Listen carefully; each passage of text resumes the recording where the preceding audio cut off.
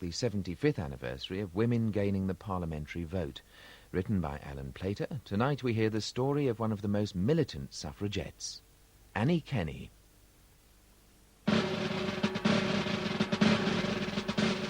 Shout, shout, up with your song, cry with the wind, for the dawn is breaking. March, march, swing you along, white goes our band, hope is waking. Firm in reliance, love the defiance, love in hope, for sure is the end. March, march, many as one, shoulder to shoulder and friend to friend.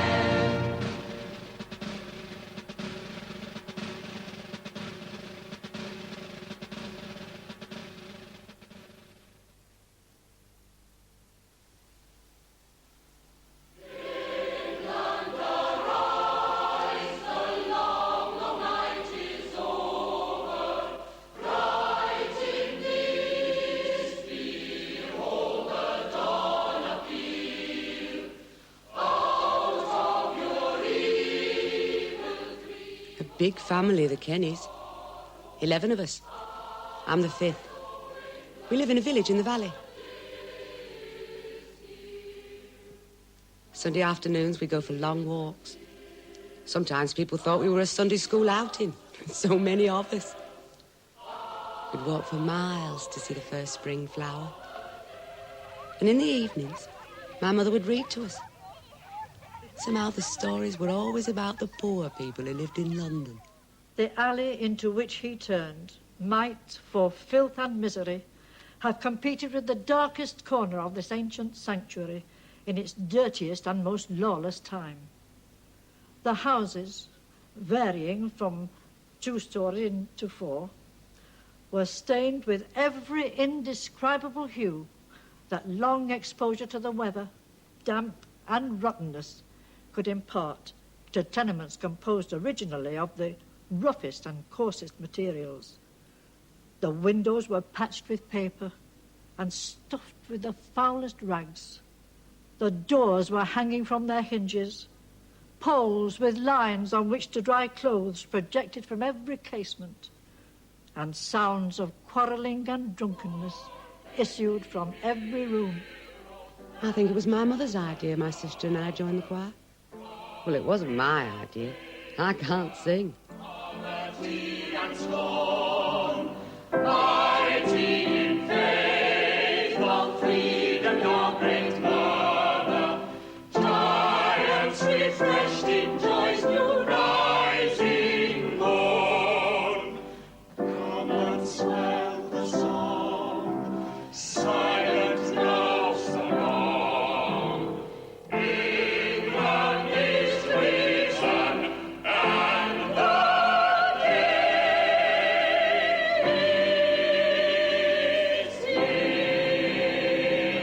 Thank you all very much. That was splendid. You've earned a short rest while I try to remember where I put that new music.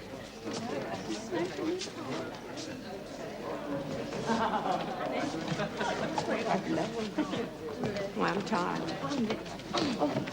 Oh, Annie, are you free next Thursday evening? Next Thursday? Well, Mr. Balfour's promised to take me to the Midland Hotel for dinner. Tory Prime Ministers always let you down, you know that. It's something exciting. Well, Jane's invited us to a special meeting of the Oldham Trades Council. What's special about that? Well, they've got 2 guest speakers coming, Teresa Billington and Christopher Pankhurst, talking about women's suffrage. Christopher, is that Miss Pankhurst's daughter? No, her mother speak once. I never understood a word she said. Come to work, please. I'll come if it doesn't rain.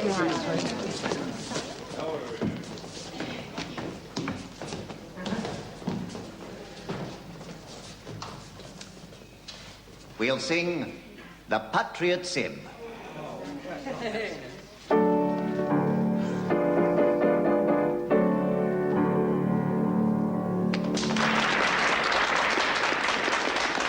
Now, we have been accused, not without reason, of being a middle-class organization pursuing middle-class aims. Let me deny that accusation here and now. This is a much bigger battle on a much larger battlefield. Consider the average middle-class lady of leisure. She is warm, she is comfortable and well-fed, she has a husband to work for her, servants to save her from soiling her hands. Tell her she is disenfranchised and she'll wonder what the word means and be much too polite to ask. Consider the working-class woman. She brings up her own children, looks after her husband, cleans the house, and very likely works a long shift at the mill as well. Isn't this the woman who is entitled to a say in how the world, her world, is organized? In the voice of the poet, we're far too low to vote the tax, but we're not too low to pay. In the past, we have said to our governments, are you in favor of women having the vote? And they smile, nod their heads gravely, and agree.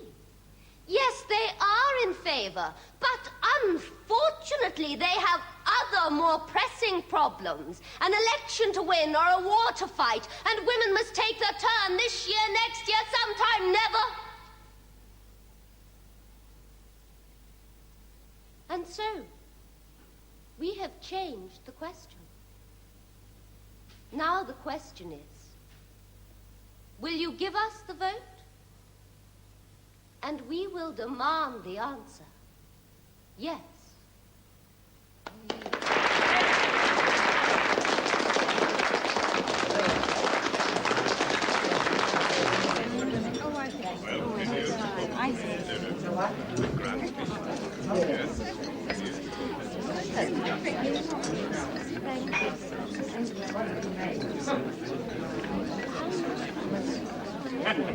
Miss Pankhurst?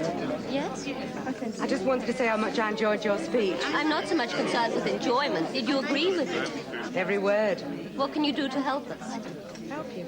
Well, I'm not interested in people who smile, nod their heads bravely, and walk away. You said that in your speech. We're the new kind of politician. We say the same things up there and down here. I'm a mill worker and I'm active in the trade union.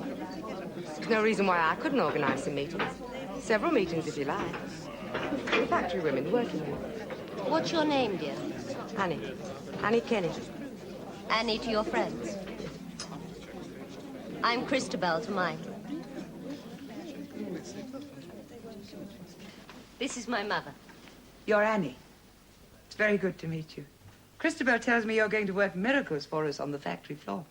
I shall do my best. My sister, Sylvia. Hello, Annie. How do you do, Miss Pankhurst? Sylvia. Sylvia's moved to London. She's only home for the weekend. Teresa Billington, who you met the other evening. But everybody calls me Tess. Total lack of respect. Come and sit down. Thank you. Now, I'd like you all to meet Annie Kenney. Sit down. Thank you. Well, now, tell us about yourself. Everything? Everything. Shall I leave out the rude bits? Thank you. Well, we're a big family, the Kenneys. 11 of us, and I'm the 5th. We live in a village in the valley. When we go walking on Sundays, sometimes we were mistaken for a Sunday school outing. Is that where you work? By those chimneys, yeah. Started part-time when I was 10, full-time 13. Sweated labour, as Sylvia would say. Did get a bit warm sometimes. So you started work in the trade union movement? Oh, I just talk too much, that's all. So when the girls wanted a spokeswoman, they pick one that talks too much. Sensible people keep quiet and walk away, but not me. The mouth lies open, words come tumbling out. Can be a nuisance sometimes. Your mother sounds like a marvellous woman. She was. I'm sorry. Yeah, she died at the beginning of the year. I miss her a lot. We were very close. A bit like you and your mother, I think.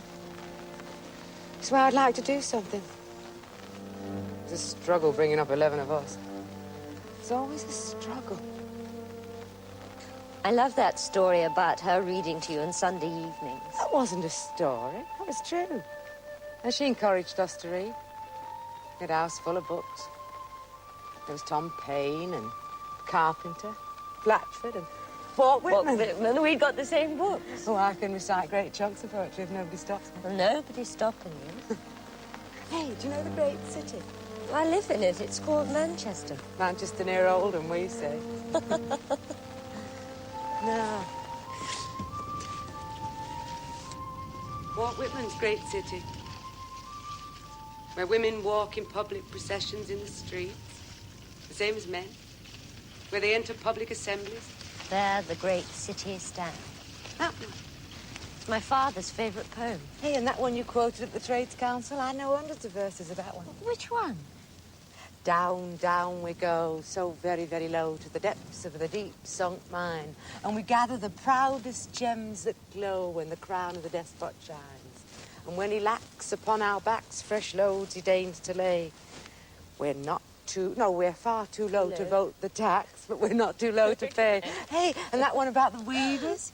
We're low, we're very, very low, but from our fingers glide the silken flow and the robes that glow round the limbs of the sons of pride.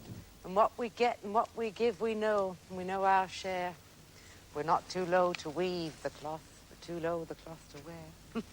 I could go on forever. It's my Christmas recitation. It's beautiful. We're not really too low to walk in the great city, are we? What a funny girl you are. I know. Some people say so, and I hit them. Every time we go walking, we must take a notebook and pencil and write down all the important ideas we discussed. Do you agree? Don't have many ideas of my own. Mostly other people's. Yes, I agree. One thing you could write down when you get your notebook. What? Dates. Dates of the meetings I'm organising. I'm speaking for the women who work in the mills, the weavers, the cardroom workers, ring spinners, winders, reelers, women who work 10 hours a day and then go back, look after their husbands, their home and a house full of children. Women who work in the sweated home trades, 14 hours a day for 6 shillings a week. This is the world that men have made for us, and this is the world we are going to change when we get the vote. Question, missus. I'll answer any question. What about horses? What about horses? Well, why shouldn't horses have the vote? That horse of yours talks more sense than you do. And he works a lot harder than you do. And he drinks less. I'll tell you what, Mitty. If I were married to you, I'd push you off Blackpool Tower. I'll tell you what, mister, if I were married to you, I'd jump off Blackpool Tower. But it will take a great many letters. But how long do we have? About 5 days. Oh, my goodness. Annie! Good morning. Oh, here you are. Thank you. Annie, I hear great things of the work you're doing. Don't believe everything you read in the papers. Oh, I don't. I believe what my daughter tells me. Annie's wonderful. Oh, go on, I'm ordinary. Christabel's usually right.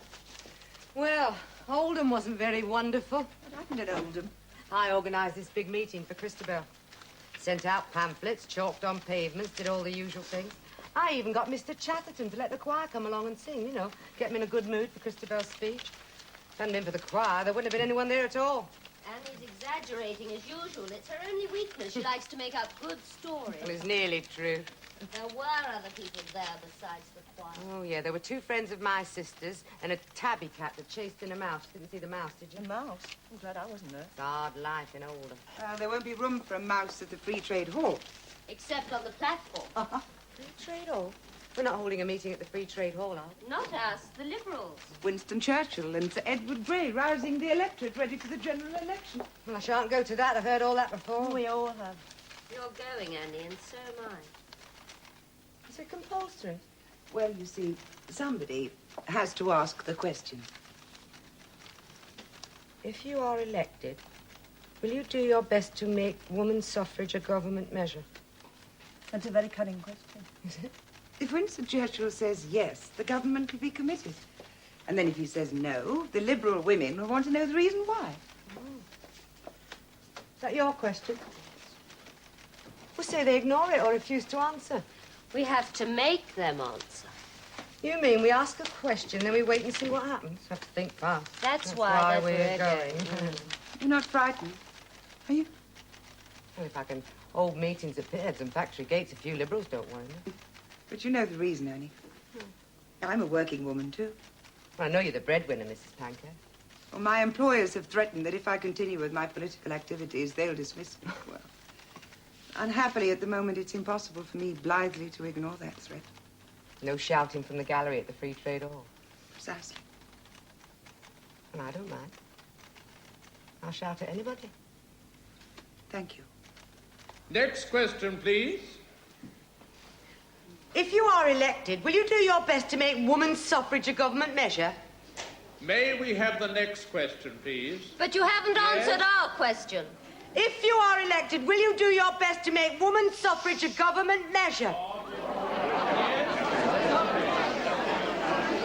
Gentlemen at the back of the hall downstairs. If you are elected, will you do your best to make women's suffrage a government measure?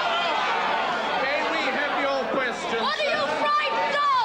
Yes, What is the Liberal Party frightened If you of? are elected, will you do your best to make women's suffrage a government measure? Are you prepared to see this happening in your country?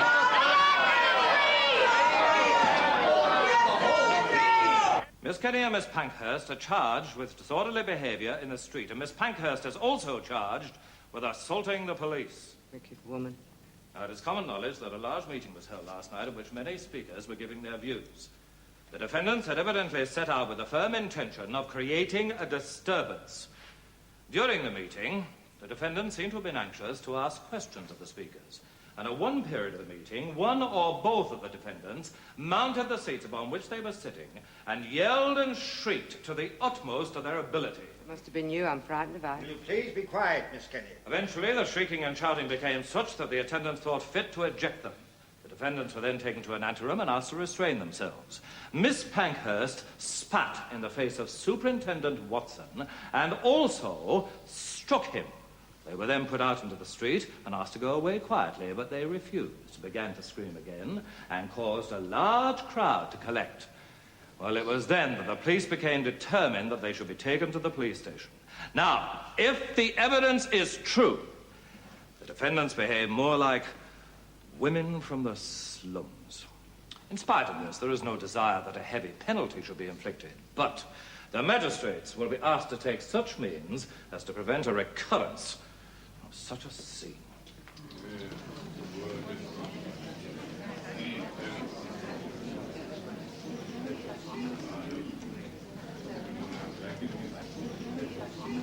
I have no intention of denying the main points made by the prosecution.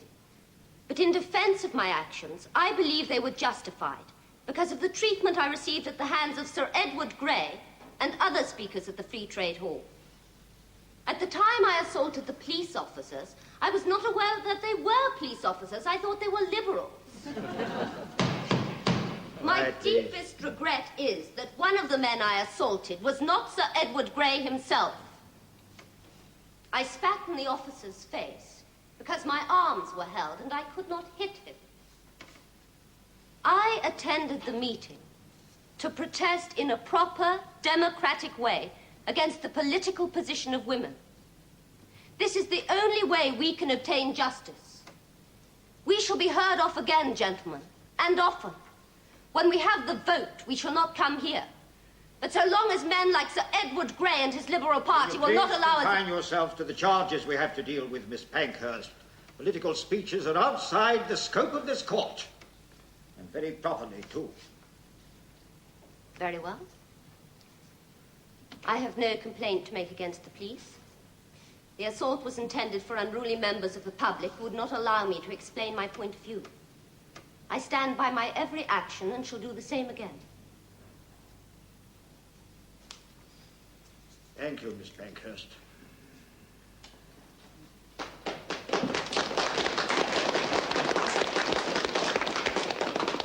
Christabel was absolutely splendid.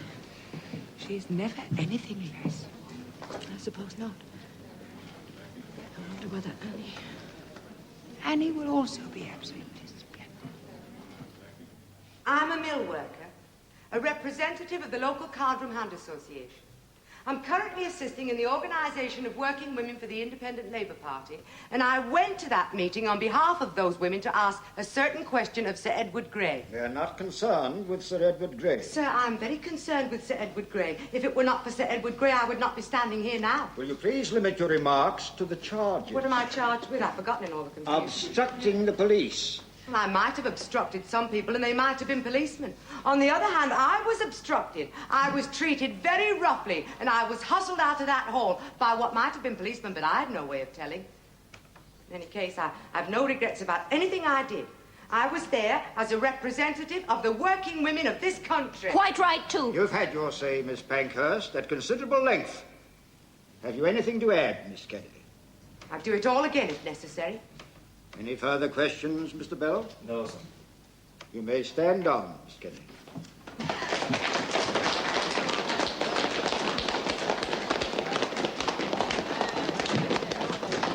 Well done. Thank you. I wonder what they're going to do to us. Deportation, I should think. They're going away to decide. But whatever it is, we're ready for them.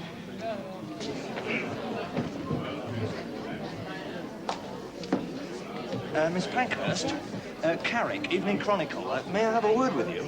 So long as you write down exactly what I said. Oh, and that we think it's all Sir Edward Grey's fault.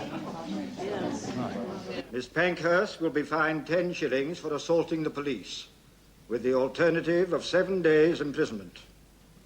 Miss Pankhurst and Miss Kenney will be fined 5 shillings each for obstructing the police, with the alternative of 3 days' imprisonment. In the case of Miss Pankhurst, the sentences will be concurrent. I shall pay no fine. Have you any goods to distrain upon? No, I think not. Miss Kenney?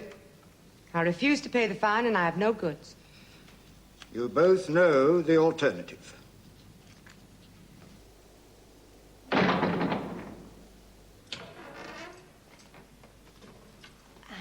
Hello, Jessie, love. It's good of you to call. Oh.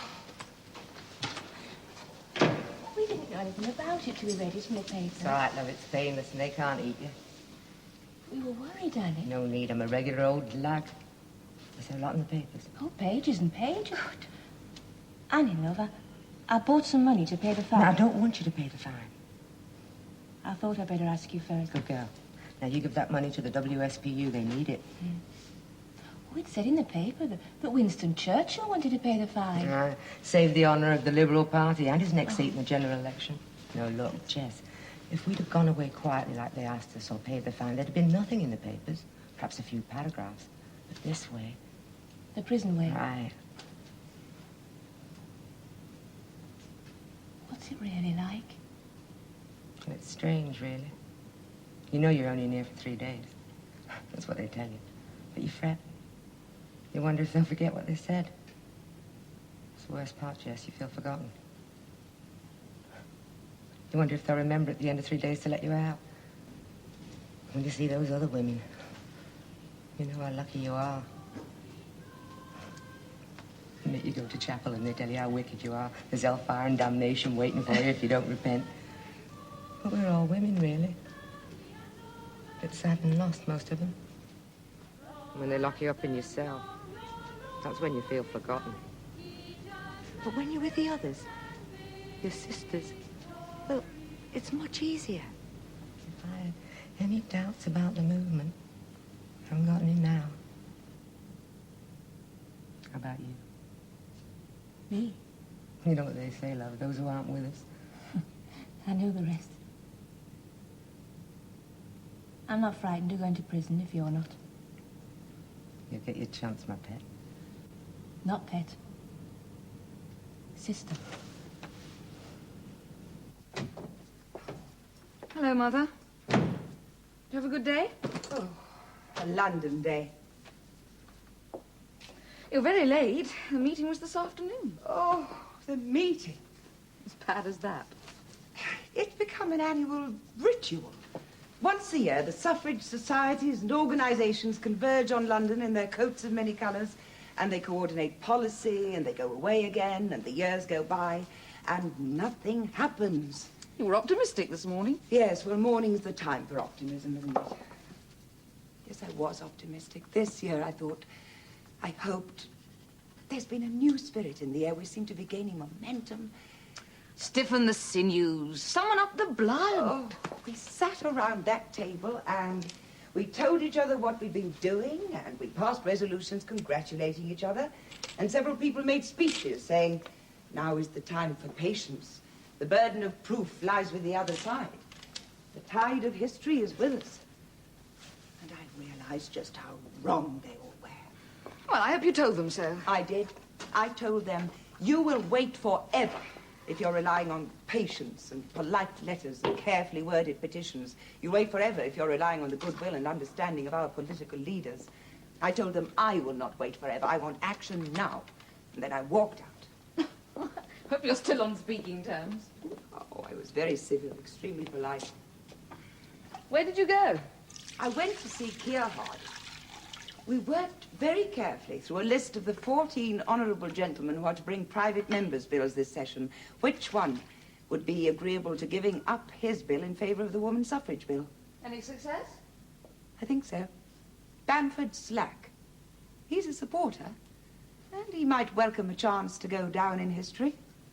We've had private members' bills before. All thrown out. I know, and you know they're all based on the bill your father drafted, oh my dear God, when was it? 25 years ago. What do you think your father would want us to do? Would he expect us to wait patiently? Would he want us to demand action? No question. We demand. Perhaps we should demand more than a private member's bill. Do I preach? Yes. Do you mind? Would it make any difference if I did? No, I suppose not. We should make enough noise to persuade the Liberals to put women's suffrage into their election programme. Keir Hardie's going to talk to Asquith about it. Poor man. Which one? Not sure. But I have the greatest sympathy with the women's cause. You know that, Hardie. Liberal sympathy, I know. Like your sympathy for the unemployed, for the sick, for the hungry and the dispossessed. I've heard you make this speech in the House. Do I have to listen to it here, it's like too? the sympathy of the hangman for his victim. I have the greatest sympathy, he says, pulling a lever. I'm concerned with reason, not emotionalism. There is a great and mighty chasm that lies between sympathy and action. How can the Liberals be persuaded to leap across it? Not by strident female agitation. We find that very irritating. My heart bleeds for you. In any case, you know the answers to your questions. You'll have to explain that to me. I haven't had your educational privileges. It's true we are drawing up our election program. We make our list. Now, many of the people you mention, the sick, the unemployed... The hungry and the dispossessed. I'm sure they would like to be in your list, Mr. Asquith. I'm sure they will be. We assess the priorities, the claims on our attention. And arrange them in the order that will win you votes. We need votes. Can you manage without votes? Tell me, where does women's suffrage come on your list of priorities? Nowhere. It doesn't quite fit on the list. Because it wouldn't win you votes. Because it is and was an issue that is the concern of a tiny, albeit noisy, minority. Now, I don't believe the majority of the population wants women to have the vote. I believe the majority of people don't even care enough to debate the issue. And you know well enough that the parliamentary tradition is that any legislation should reflect a consensus view among the people. And you refuse to be diverted from your duty by agitators and extremists? Why should we be? I'm sure we will make parliamentary time available for any member who cares to introduce a private member's Which bill. the backwoodsman will throw out the same way they threw out every other private member's bill. There have to be safeguards in parliamentary To procedure. prevent reckless legislation? Precisely. Like giving people the simple democratic right to cast a vote for the candidate of their choice. Hardie, I assure you my sympathy is genuine, but you must know that politics is largely a question of timing. The time is not yet right. The feeling among the people... What do you know about people? When do you ever meet any people? Like the people of the Clyde or the people of the Welsh Valley? Tell me, do the Welsh miners support you and Mrs. Pankhurst? They would like a voice in the way their country is run, but that's the real objection, isn't it? If you extend the franchise, even a modest amount, let's say to women householders over the age of 30, Dr. Pankhurst's recommendation, then several million men will also demand the vote, perhaps every man over 21, irrespective of property qualification. The vote is a privilege. It must be earned. Not a privilege, a basic human right. You see, We disagree. A great and mighty chasm. How do we cross it? In the proper democratic way. You have a case, you must prove that case by reasoned argument and peaceful persuasion, but not by militant agitation. Gentle persuasion allied to patience. You recommend patience? The great British virtue. It astonishes me that you people still believe that.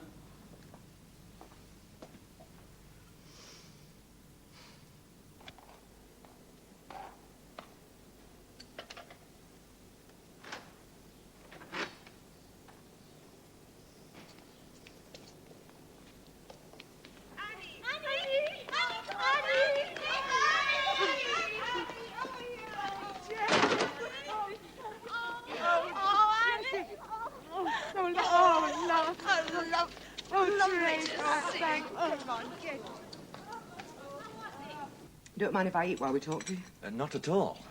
I only said it for politeness' sake. I'm so hungry I'd eat even if you did object. Perhaps you'd like a cup of tea. Oh, thank you very much. What would you like me to say? Well, if you could just tell us about your prison experiences, Miss Kenney. Well, we were very well treated. I'd like you to say that. No complaints about the treatment.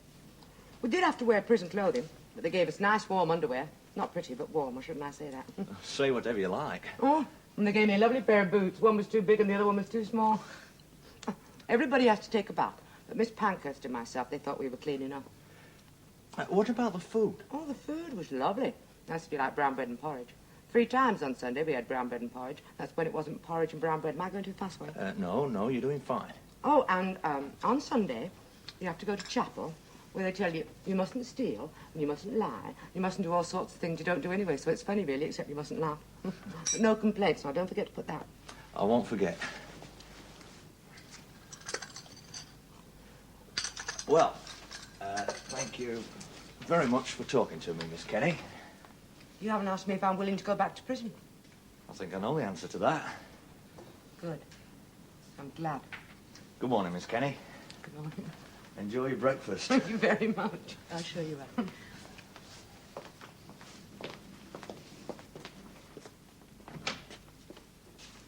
Thank you for coming. That's so early.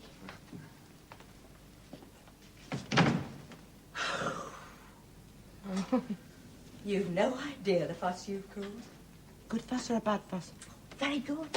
Lots of letters from all over the country. Good. Protest meetings. There's one at the Free Trade Hall on Saturday. Clear Hardy's going to speak. The brave little mill girl who's won the hearts of the country. Beg your pardon? Well, that's what one of the papers said. One that's on our side, of course. Isn't it easy to get into the newspapers? I don't know if I want to be a mill girl, Tess. There's nothing to be ashamed of. Nobody wants to be a mill girl. You get pushed into it. You've got no choice. Isn't that what the battle's all about? Women having the choice. Of course, you're right. Where would I be if there weren't people around me telling me what to think all the time? Got any more bacon? We have a Liberal government with a massive majority. But Labour just won 29 seats. That helps us, doesn't it? And Keir Hardie's promised to introduce a private members' bill. Well, he'll still need government support behind the scenes. Well, we'll just have to carry on making a nuisance of ourselves. Well, is that enough? Did you enjoy your trip to London? I kept getting on the wrong bus. But yes, I did like it. Made them all laugh at Albert Hall. You made them laugh? Well, it was the usual thing. Tess and I tried to ask our question and they wouldn't answer. So we got up and unfurled our banners. That's when they all laughed. Why? Guess whose banner was upside down.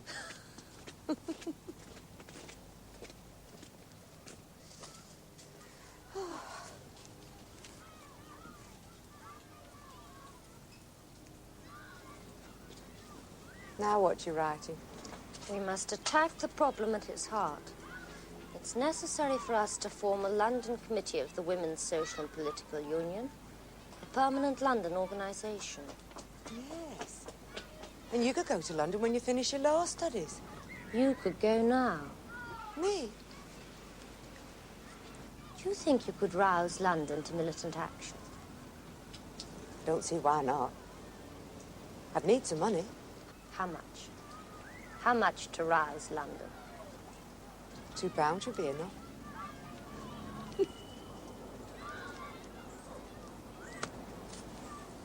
I hate this government, Annie. I hate all government in a nice, friendly way, you know. I know what you mean. And you know what they did to me? What? I'm the first woman in the Isle of Arran ever to qualify as a postmistress. Well done. Aye, the first in Scotland, for all I know. And you know what they did? Well done, Flora, they say. You've done well. But we're raising the height qualification, so we can't actually give you the job. You're clever enough, but you're not tall enough. It takes an official to think of something like that. Oh, aye, it does. And when I read about you and that other wee lassie getting locked up, I thought, that's the place for you, Flora. Get yourself down there with your sleeves rolled up. Cut the men down to size. Now, who's going to buy a raffle ticket, Flora Drummond? Oh, well, that depends on the prize, Mrs. Pankhurst. You're dealing with a Scotswoman, don't forget. You've introduced yourselves, I take. Lifelong friends for the last 20 minutes. Right. Oh, but tell me about your raffle prize. One of Sylvia's paintings. Come and look. Oh, it's lovely, really. Oh, it's grand. How much are your tickets? £10 each. 4 for threepence. I'll take 4. Yeah, but what's the raffle for? £2. £2? It's my campaign money. Oh, what campaign is that? I'm going to London. Annie's going to rouse the capital of the empire. On £2? Oh, it's a big city, so they tell me. I'm a big lady. Aye, but watch the government. They'll raise the height qualification. Have you heard from Sylvia? She's got me a second-hand hot water bottle. Oh, you're staying with Sylvia, then? Best digs in London, I'm told. But £2? Mrs. Pankhurst, splendid, yes. I'll have 4 more of your raffle tickets. Oh.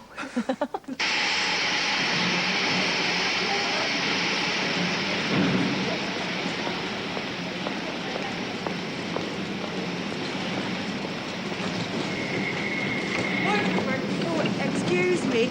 Could you tell me the way to Chelsea, please?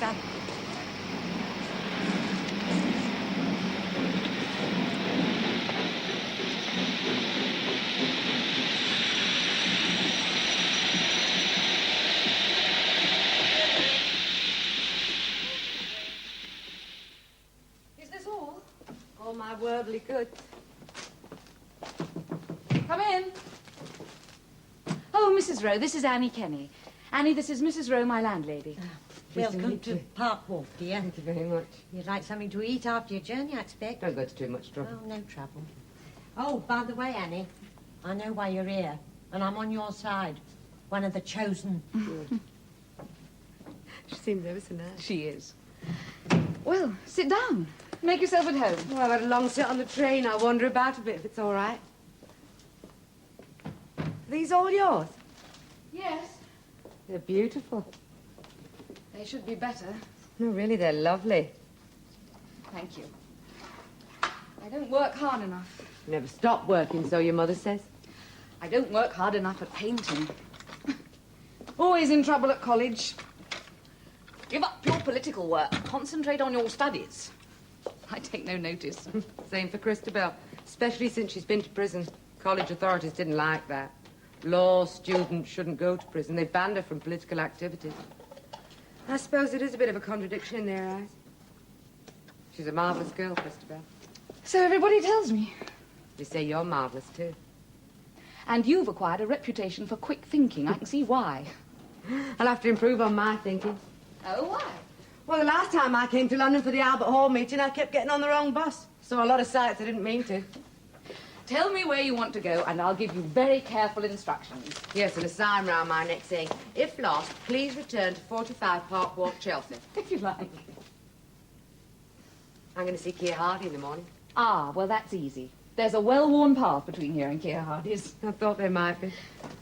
And when you've had a day to settle in, I'll show you some of the sights. Yeah, I'd love to see the National Gallery. Oh, I don't mean those sights. I mean the sort of sights they don't talk about in polite circles. The East End. Have a look at some of the faces in the East End, Annie. That's the real National Gallery. Don't underestimate Sylvia, Annie. Oh, I know you worship the ground that Christabel Pankhurst walks on, and no doubt with good reason. But Sylvia's sown the seeds where they'll bring forth the fruit that your movement needs. You mean in the East End? Among the working classes, correct? Oh, I'll not deny the value of having the middle classes on your side. Or even the occasional aristocrat with a guilty conscience and a few shillings to spend. But it's the age of the working class, Annie, and it's their support will win the day for you in the end. I agree with you. That's why I brought my clogs and shawl. Did you? I thought you were resolved never to wear them again. Well, I was. But we thought, if we lobby Parliament or march on Downing Street, the clogs and shawl would look more interesting in photographs in the newspapers. Well, that's what we think. That's what Christabel thinks. Might have been Christabel. Don't have many ideas of my own. Annie, my love, just a wee warning. What about? Especially now you're in London. Don't you let anybody patronise you. Who would do that? Anybody. Believe me, Annie, I know. Any son or daughter of the working class who shows the brains and the intelligence to move among the lords and masters, like you and like me, give the lords and masters half a chance, they'll turn you into a performing monkey. I've seen it. Lone Party. The new Labour members, they enjoy the patronage, the dining and wining, and it destroys them in the end. They don't even know it's happening. Don't let other people pull the strings, Annie. Keep a tight hold on the strings. That way you keep a tight hold on your own soul. I do my best. Oh, I'll back you to survive. Well, here now, it's time I did some work. That's what I'm here for. Tell me, did you ever hear tell of a Mr. and Mrs. Pethick Lawrence? Oh, I've heard a bit about them. Well, Frederick's an ex-president of the Cambridge Union, but you mustn't hold that against him. He married a good woman and saw the light. He publishes the Labour record, and the pair of them run a mission for working-class girls. Now, the thing is this, they're good organisers. And that's another thing you'll need, organisation to go with your working-class support. And you'll get organisation from Frederick and Emmeline if you can persuade them to cooperate. I'll persuade them. Well, I give you a fair warning. Mrs. Pankhurst tried to get them involved, and they refused, said they were already too busy, too many commitments, which happens to be true. So you'll have to do a fair bit of work. It'll be all right.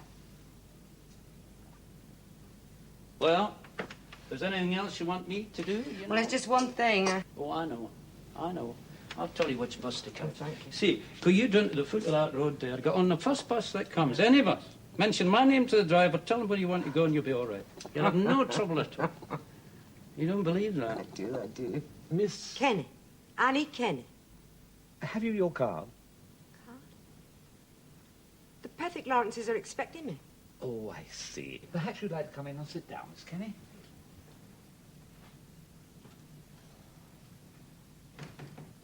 I'll see if they're ready to receive you.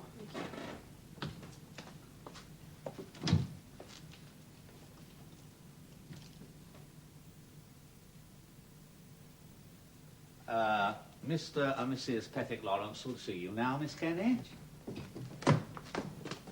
Miss Annie Kenney.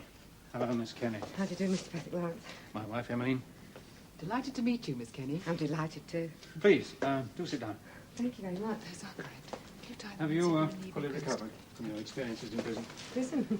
I've forgotten all about that. It happened so long ago. Good.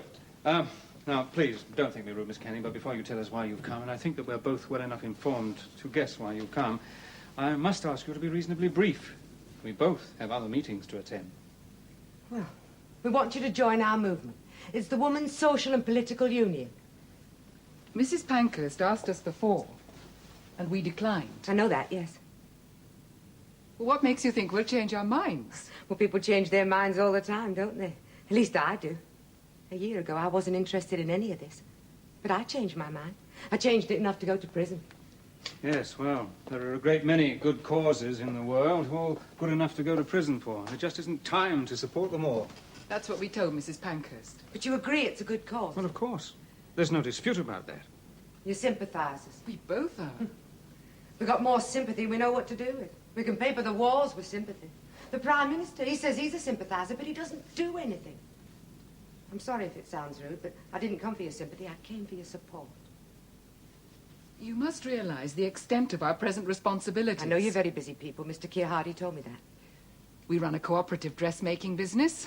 A holiday hotel for working girls? Yes, perhaps. Mr. Keir Hardy told me that too. Now, there's a busy man, but he's a supporter. You see, we run the West London Mission, and I publish a newspaper and My mother said if you want something doing, you go to a busy person. But there are limits, Miss Kenney, however noble your intentions. I'm sorry, I don't think there are any limits. Look, I don't want to sound rude, but... Go on. Well, those who aren't with us must be against us. Told you it was rude. Perhaps I could do something for you in return. What? I could talk to the girls in the hostel. I could tell them about the movement. Or I could tell them about prison. My adventures in strange ways. I can go on for about an hour without repeating myself, and it usually goes down very well. Ask me what sort of support we need. There's no obligation. I'll be brief, and you won't miss your other meetings. What sort of support do you need?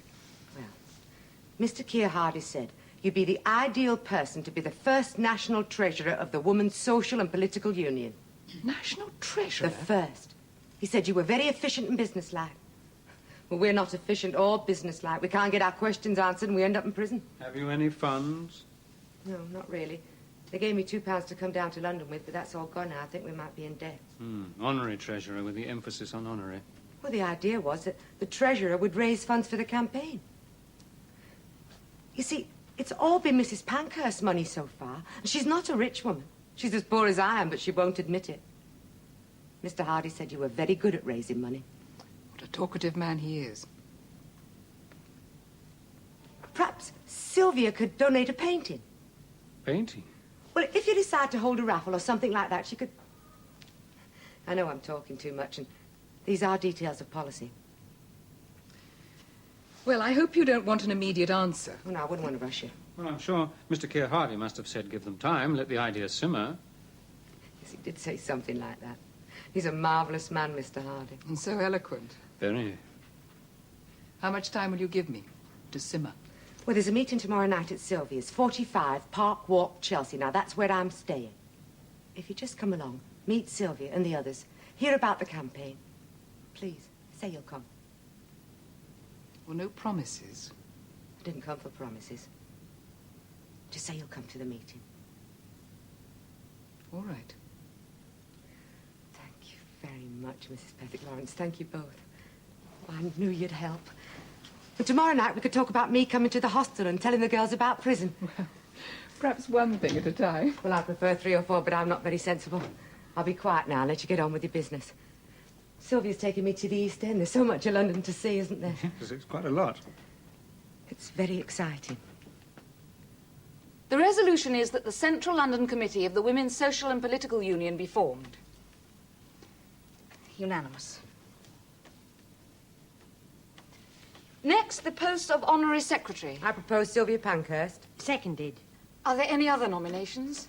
I think you better write unanimously. Well, thank you all very much. I'll do my best.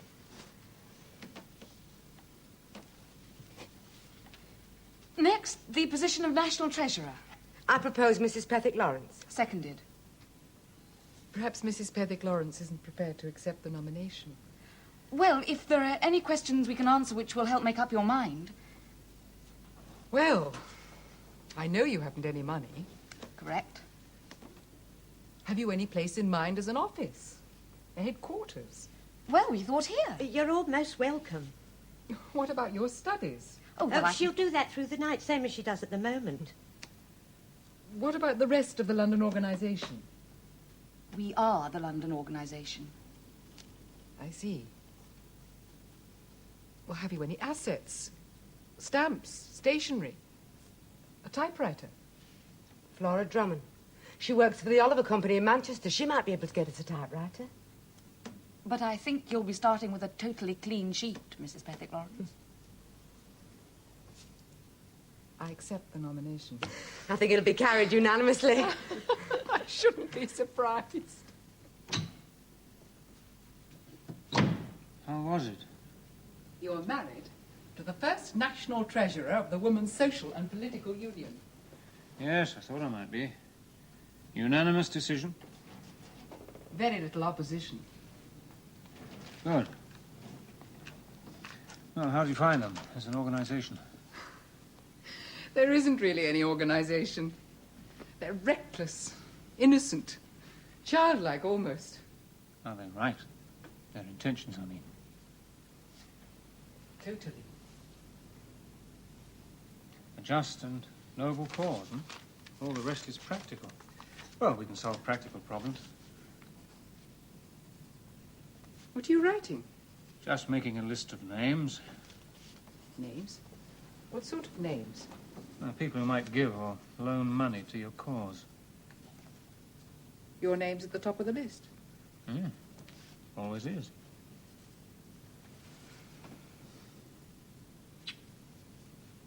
I did enjoy this evening. The meeting? Yeah. I really think we're getting somewhere. You know, if I'd have thought a year ago I'd be coming up to London and meeting people like the Pethick Lawrences. Pethick Lawrences? Well, they are special, aren't they? Well, they've got money and a social conscience. It's an unusual combination. It's not their fault they've got money. No, it's ours. Your fault and my fault. What do you mean? Annie, you're happier than you were a year ago. You find fulfillment in the work. Yeah.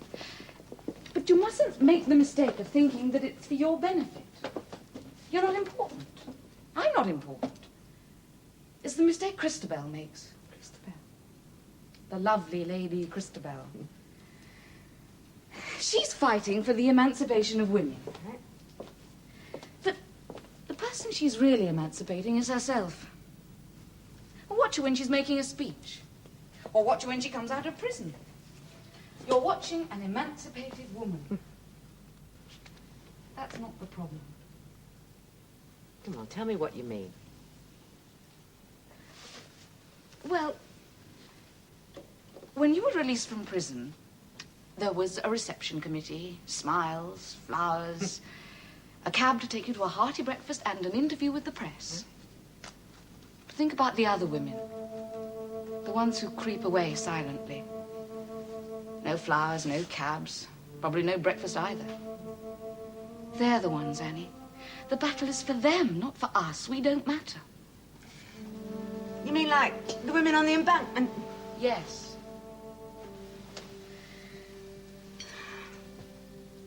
For Christabel, the movement is her life. Well, and for your mother? Yes, for her too. That's not enough. For me, it has to be a sacrifice of my life. You're not like your mother or Christabel, are you? Different, but the same. Different ways of doing things, but the same passions. When I quarrel with my mother...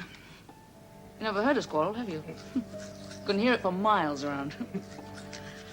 But we quarrel because we share the same passions. Because we care. I don't understand the difference. Simple. My mother, and Christabel too, they devote their life to the movement. But they haven't had to give up anything else. I have.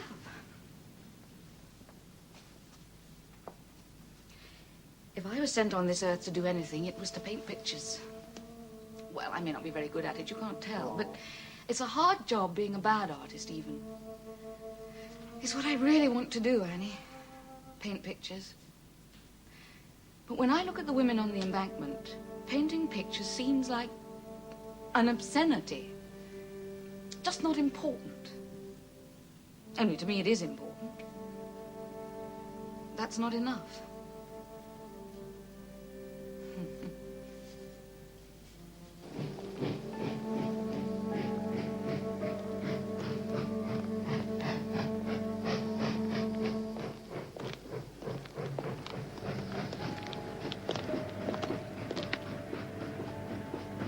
Hello, love. Cold tonight, isn't it? Get us a cup of tea. Yes. Come on. Come on, I'll take this one. You all right? Come on. Yeah. Come on.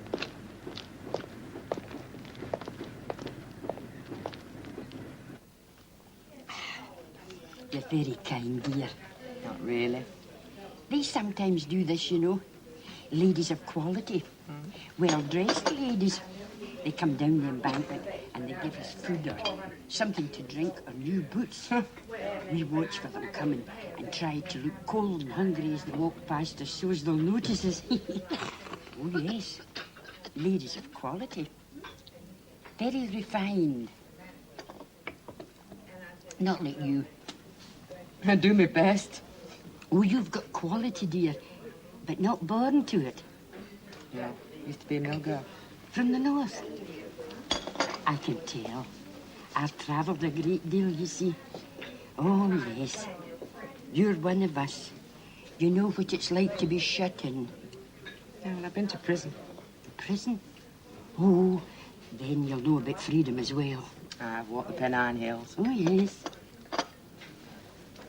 Cathedrals I like. Did you say cathedrals? That surprises people. Oh, yes. I've seen them all. Well, mostly. Salisbury, Durham, Truro. Walking. No money for fares. I take my own time. There's no hurry when you're a pilgrim. You know where you're going, and you know it'll be there when you get there. It's like the great city. Oh, that I couldn't say. I've always wanted to go to Russia. Now there's a pilgrimage for you. But I don't suppose I'll ever go. No, I'll stick to my cathedrals. They're always there. Twice as large as you expected and twice as handsome. They never let you down. Sugar. In. Good morning. Annie, my love. Good morning. You're looking very pleased with yourself. We've done it. What have you done? We booked Caxton Hall for our first public meeting in London, February the 16th, and that is the day the new Liberal government assembles. But it's us they'll be listening It'll to. take some filling. We'll fill it. As long as it's with people who know we're hot here. Oh, Sylvia's ladies from the East End will be there. Has anybody asked them? Not yet. Because somebody will have to pay their fares to get them there. We're going to give them something to eat and drink when they arrive at the hall. Good girl. Oh, you're thinking ahead of me, eh? What with that and the hire of the hall and the cost of the printing? You're short of money. That's why I came to see you. Me thinking all the time it was pure and simple affection. Oh, you know it is. Look, we're short of £50. The Pethick Lawrences have donated, but we're still short. Is that a loan you want, or a gift? To tell you the truth, we're not fussy. We'll accept either. The nobility shines like a beacon. Well, there's W.T. Stead, he might be prepared to help her. Isabel Ford, she's a good bet. Of course, I've got a dozen schemes of my own that I want You to just get give me them the in. addresses. What for? I'll race you to them. Get away, I wouldn't even enter a race against you. Annie Kenney. Sylvia, I've got the money. Jess! Oh! Oh, Jessie! Oh, We thought you might need a little help. we do. How are you, Annie? Oh, I'm fine, love. Oh, you look exhausted, as always. Oh, thank you very much. How long are you staying in London? Well, permanently, I hope. Well, that's wonderful. How much did you get, Annie? I got two £25 loans. They may turn out to be very long-term loans. Hey, do you think we could buy a typewriter? We want to circulate every member of Parliament. We don't even have a typewriter. Who hasn't?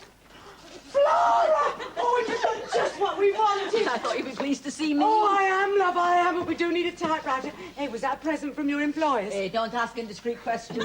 She never asks any other kind. Oh, Sylvia, that sketch looks wonderful. Hey, come and have a look. Sylvia's doing the sketch for our banner. Isn't it beautiful? Did you get the chalk? On the table. Courtesy of the Art College. Same way Flora got the typewriter. Don't ask. Oh, look, all different colours. That's the end of my chalk. You want a bit of white? Thank you. You know, ladies, you ought to come to this meeting. It's going to be a very important one for all of us. You draw pictures with you. Oh, come on, it couldn't hurt you.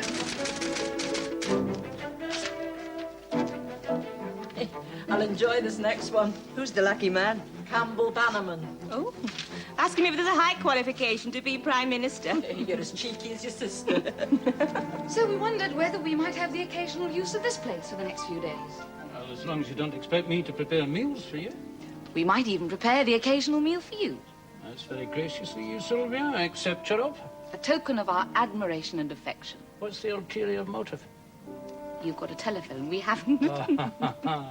How many loaves do you think we'll need? How many women are coming? Don't know till the night. You better order 5 loaves and 2 fishes. And leave the rest to Mrs. Pankhurst. The Gospel according to St. Matthew says there were 7 loaves. I am going to order 100. Can we afford it? I shall open an account. I've learned that much about London. Hello, is that the Times? I'd like to speak to the editor, please. I think he'll speak to me. This is Miss Pankhurst. Good afternoon. This is Sylvia Pankhurst of the Women's Social and Political Union. Have you received our letter about the Caxton Hall meeting? Oh, my God!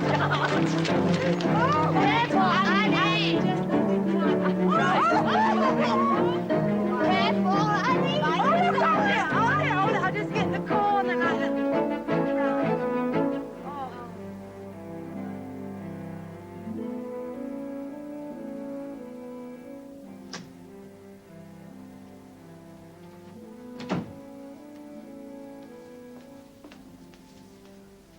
She's asleep.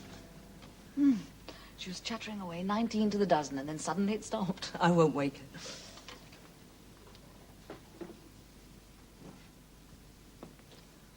Here.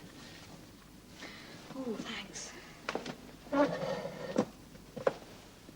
Thank you.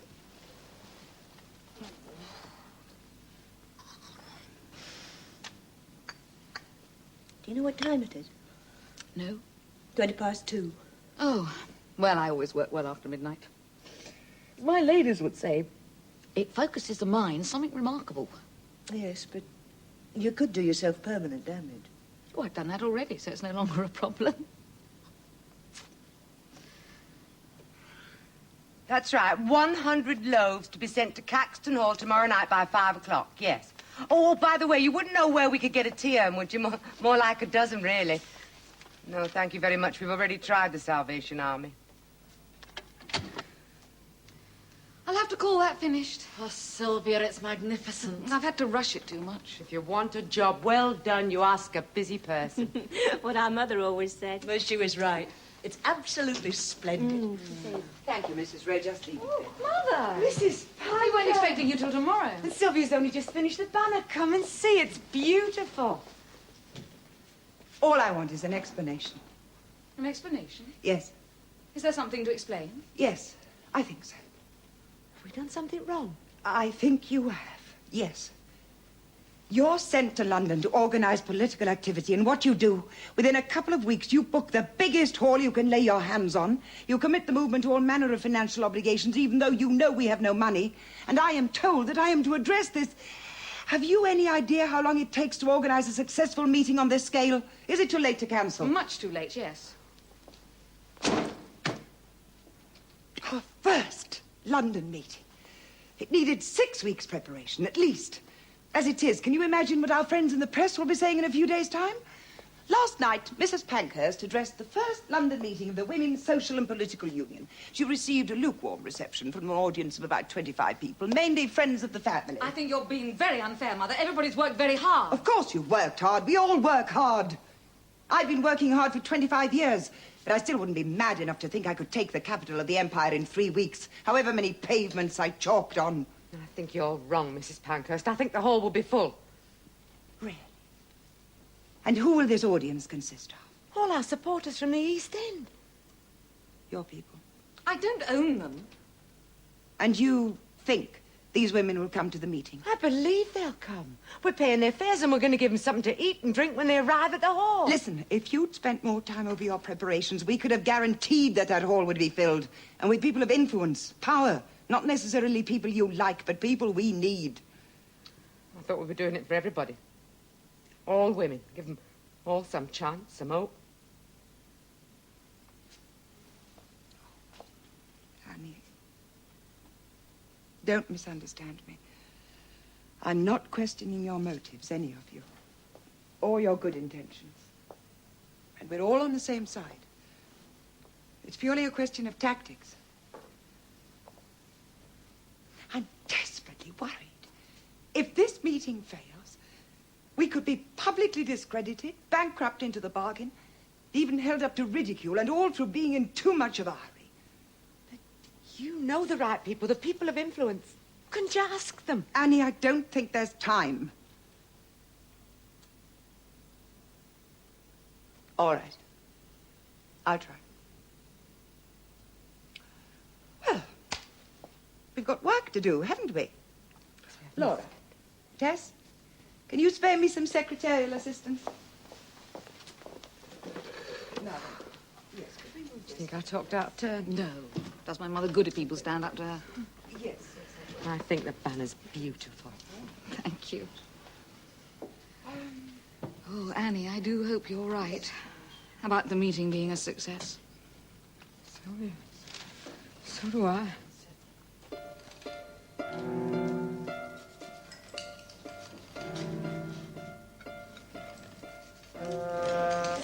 I ordered too much. All we can do is wait and see. Just a quick prayer, that won't help. Does that look all right? Looks marvellous. I hope somebody's here to see it.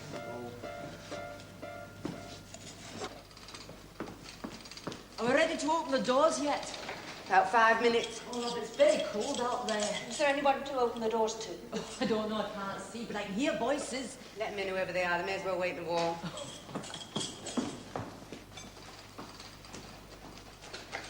I'm waiting to hear Mrs. Pankhurst apologise. What for? The way she behaved. Are you still upset? No sense in staying upset, is there? Besides, she might be right. Either way, we got a meeting. Might be a good one, might be a flop. I've had both in my time, and I'm still here. You better say all that in your speech. You're still here. I prefer cutting bread to making speeches. You are. You can do both. Oh, thank you very much. Ladies, Madam Chairman, this is the first meeting to be held in London of the Women's Social and Political Union. Ladies, Madam Chairman, this is... Annie! You've won!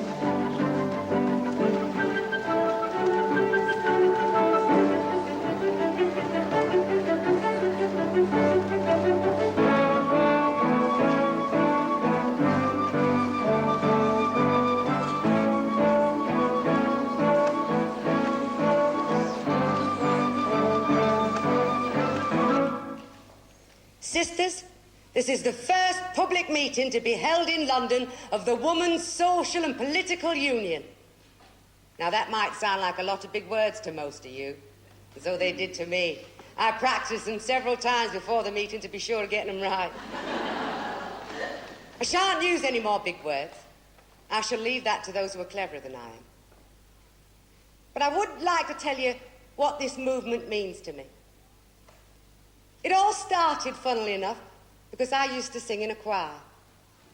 It was through the choir I met the Pankhursts, and through them that my life changed. And whenever I try to explain how my life has changed, I think of a song we used to sing in the choir.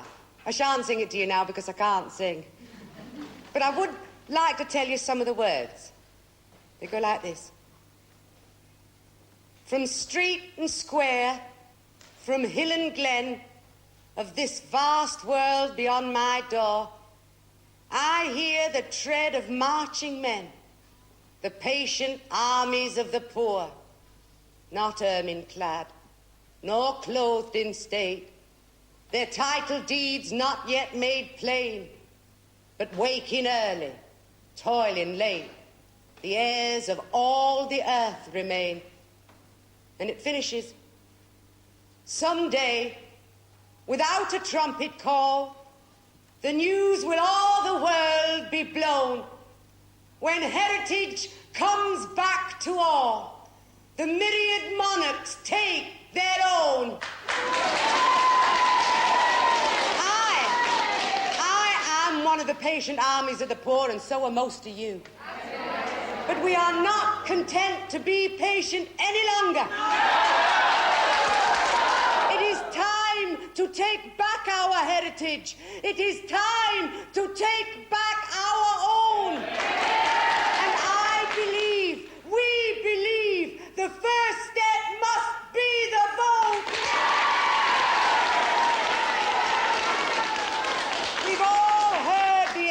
cry, no taxation without representation.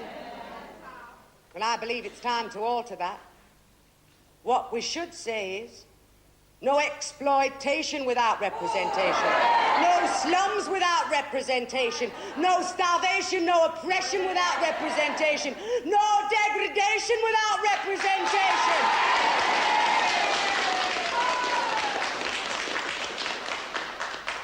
And when the day comes that the women of Great Britain receive representation, I predict we will look and we will see that all these things have vanished. The slums, the deprivation, the starvation.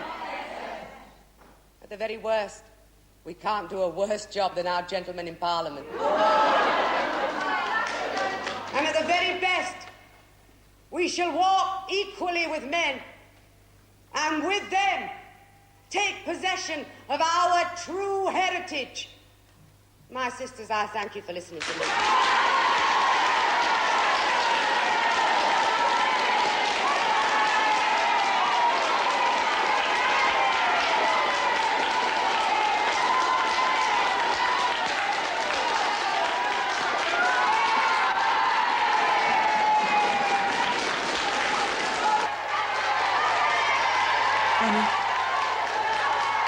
I apologize. There's nothing to apologize for.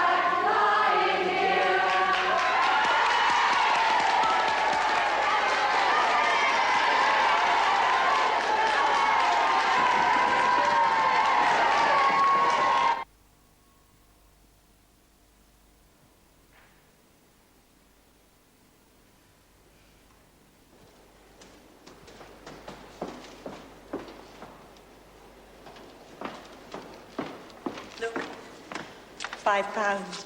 Donation from Mrs. Montefiore. It makes nearly £50 in donations and promises. Good.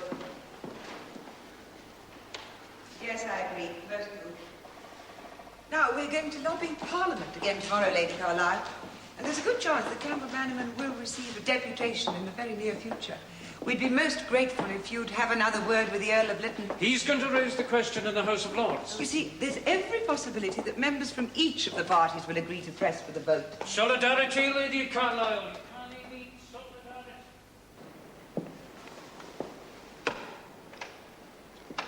Tired?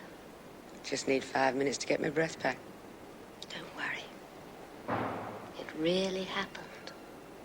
Mother always said you don't know your own strength till you try. Even got money to pay some of the bills. Still got your notebook? There's more to write down, more every day. Yes. It says here, London. Well done, Christabel. This is London. In the summer, when I finish my law studies, Mother's selling up in Manchester. We're moving down here. The heart of the empire. Our empire. And it says here, singing. It's a funny thing to write down. You said in your speech tonight you can't sing. Can't.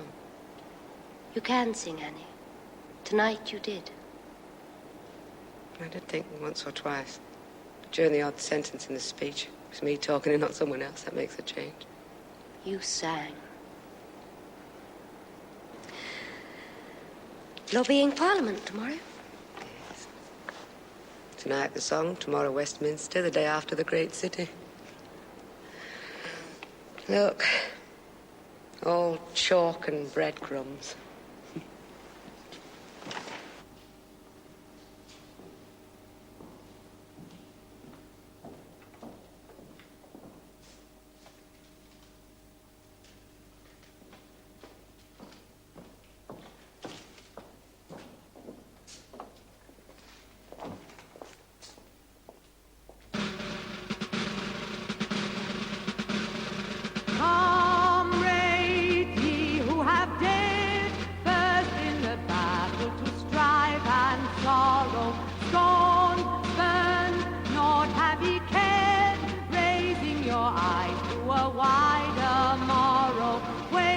that are weary, days that are dreary, toil and